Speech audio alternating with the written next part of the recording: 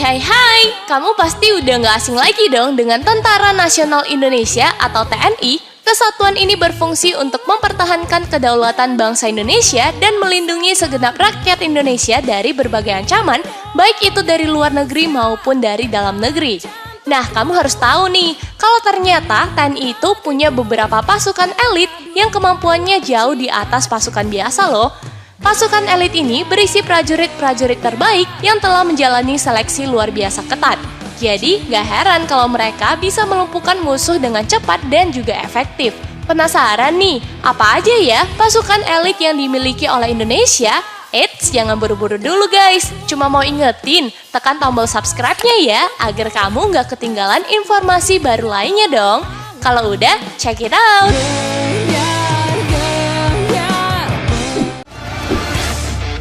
Kopassus. Kopassus adalah akronim dari Komando Pasukan Khusus yang berada di bawah Komando TNI AD. Dengan moto berani, benar, berhasil, Kopassus mempunyai tugas untuk menghancurkan logistik musuh, anti-teror, operasi intelijen khusus, menumpas pemberontakan, dan masih banyak lagi. Beberapa tugas yang pernah dilakukan oleh Kopassus antara lain penumpasan DITII, Operasi Trikora, dan pembebasan sandera dari perampok Somalia. Karena memakai baret merah di kepala, Kopassus sering juga disebut pasukan baret merah.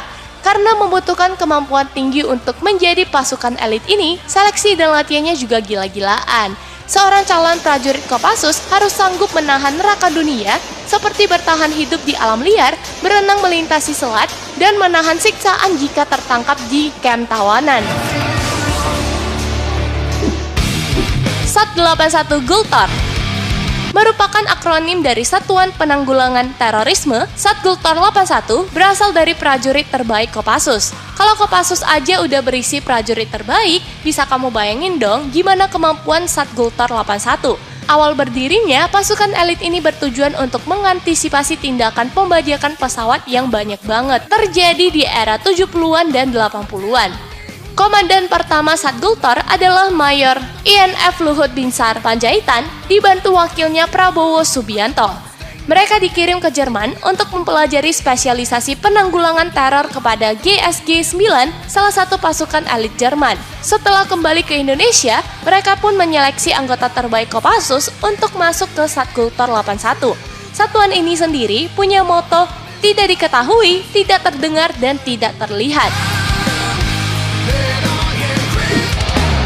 Dan Bravo, Detasemen Bravo 90. TNI AU juga punya pasukan elit loh, yaitu Den Bravo 90.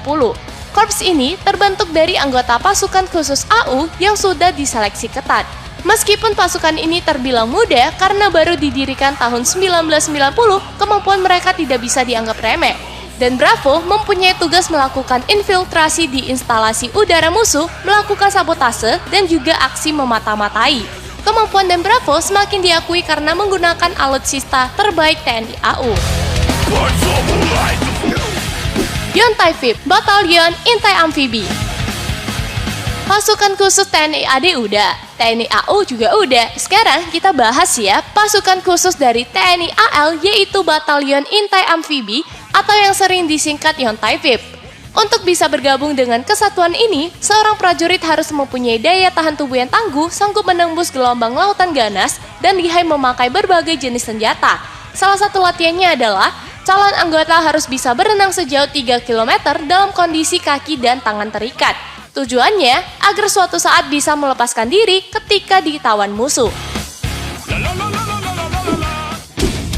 Kopaska, Komando Pasukan Kata. Selain Yontai VIP, TNI AL juga mempunyai pasukan elit lainnya, yaitu Kopaska. Pasukan ini merupakan satuan angkatan laut elit yang kemampuannya udah diakui dunia.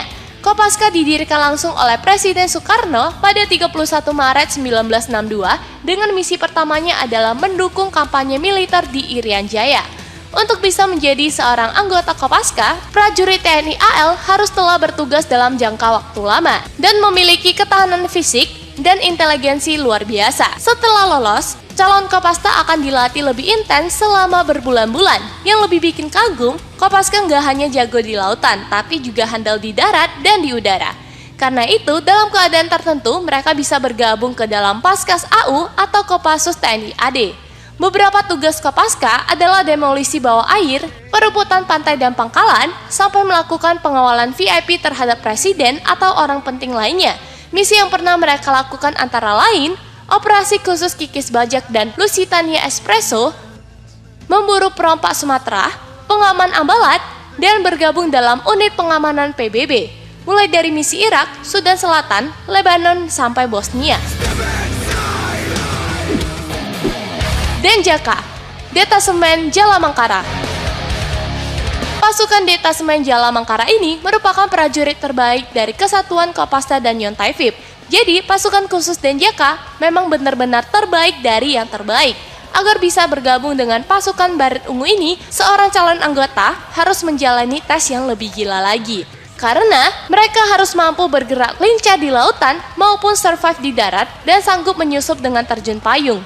Denjaka sendiri pernah latihan gabungan dengan US Navy dan Korps AL Amerika ini sampai tak habis pikir dengan latihan gila yang dijalani anggota Denjaka. Salah satu prestasi dari pasukan elit ini adalah ketika berhasil membebaskan awak kapal MV Sinar Kudus yang disandra oleh perompak Somalia pada tahun 2014. Nah, itu dia sahabat Indojon, 6 pasukan elit terbaik yang dimiliki oleh Tentara Nasional Indonesia. Gak heran, meskipun alutsista kita gak secanggih negara barat, tapi kemampuan para prajuritnya begitu diakui oleh negara maju loh. Bravo TNI! Kalau kamu punya saran lain, tulis di kolom komentar ya guys. Dan jangan lupa juga kamu like, share, dan subscribe channel kita. Terima kasih!